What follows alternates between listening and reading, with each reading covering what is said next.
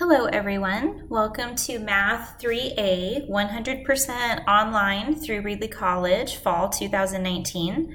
Hope you guys are having a great Monday so far. This video is designed to just welcome you and go over a few important things about our course.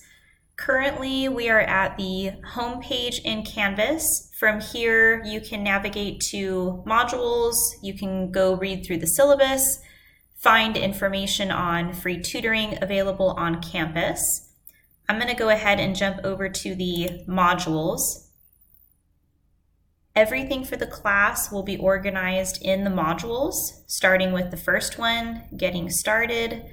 Take a look at the calendar, read through the syllabus, complete the syllabus quiz, which will be due August 14th at 11:59 p.m.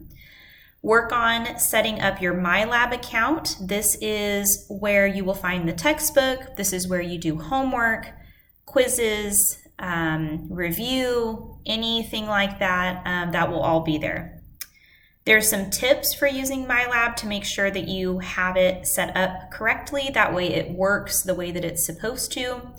Once you have your MyLab account set up, go ahead and work on the first assignment, getting to know MyLab. Super easy.